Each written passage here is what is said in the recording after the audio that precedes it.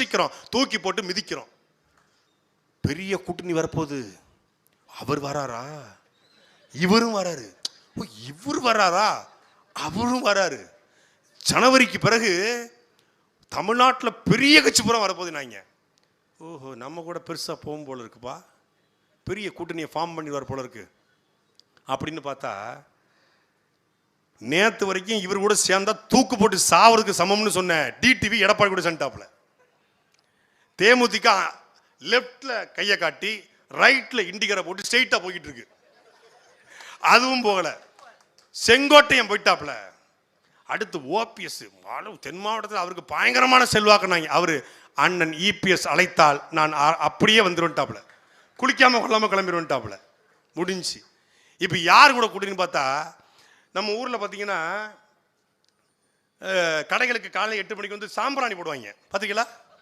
மேரா நாம் அப்துல் ரஹ்மான் மேரா அப்படின்னு அந்த சாம்பிராணி போடுற ஒருத்தனை கூட்டு வந்து கட்சி தொடங்கி வச்சு, முஸ்தபான் ஒருத்தவன் சாம்பிராணி போடுறவங்க மண்ணடியில் சாம்பிராணி போடுற பாயவன், சாம்பிராணி போடுற பாயை கூட்டு வந்து கட்சி ஒழுங்க வச்சு ஒத்தாளவன். பஸ் கிடையாது, கார் கிடையாது, ரேபிட்டோல வந்துட்டு இருக்கான். அவன் கூட கூட்டணி.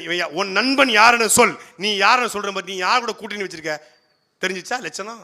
இவ்வளவுதான் இவர் மாஸ். முஸ்தபா சாம்பிராணி போடுற முஸ்தபா கூட கூட்டணி தான் பக்கா மாசோட லட்சணம். சொல்றான் ஒருத்தன், ஒரு முக்கியமான பேச்சாளர், நான் யாருன்னு சொல்ல மாட்டேன், கண்டுபிடிச்சுக்கோங்க. அவங்க போய் தாவேக்கால சேர்றதுக்கு கேட்டிருக்காங்க.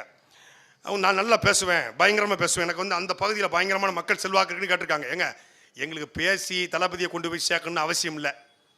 36 அமைச்சர் யாருன்னு டிசைட் பண்ணியாச்சு. தளபதி ஆட்சி வரப்போகிறது உறுதி. இப்போ எதிர்கட்சியை திமுக உட்கார வைக்கிறதா அதிமுக உட்கார வைக்கிறதா, அதுதான் நாங்கள் யோசிச்சுக்கிட்டு இருக்கோம். யாரு? ஜானு விஜயும். தளபதி இப்போ நம்ம திமுக உட்கார வைக்கலாம், பட் அவங்க ரொம்ப டிஸ்டர்ப் பண்ணிட்டாங்க. ஏடிஎம்கே பிஜேபி கூட அவங்க இருக்காங்களே, அவங்க இப்போ நம்ம நாம் தமிழர் உட்கார வச்சிருவோமா? ஏன்னா உங்கள் வீட்டில் மியூசிக்கல் சேர் விளையாட்டு எதுவும் பண்ணுறீங்களாடா? யாரை உட்கார வைக்கிறன்னு முடிவு பண்ணிட்டாங்க. அப்போ எந்த உலகத்தில் வாழ்றாங்கன்னு பார்த்துக்கோங்க. திமுக வரக்கூடாது, அதற்கு மாற்று தாவேக்காவும் இல்லை, அதிமுகவும் இல்லை.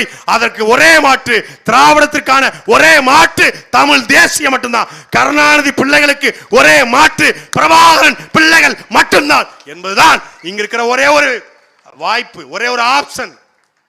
அவர்கள் செய்யாததை நாங்கள் செய்வோம். எங்களுக்கு கருணாநிதி ஆட்சி, ஜெயலலிதா ஆட்சி, எம்ஜிஆர் ஆட்சி அல்ல, எங்களுக்கு சிறந்த ஆட்சி தாத்தன் காமராஜர் ஆட்சியா, பேரன் சீமான் ஆட்சியா என்பதன் போட்டி. எங்கள் தலைவன் ஆயுதம் ஏந்தி களத்தில் நின்றான், நாங்கள் அறிவாயுதம் ஏந்தி களத்தில் நிற்கிறோம். அதான் வித்தியாசம். நீங்கள் எங்களுக்கு வாக்கு செலுத்த போறீங்களா, இல்லை ஆண்ட திமுக வாக்கு செலுத்த போறீங்களா? இதான் கேள்வி.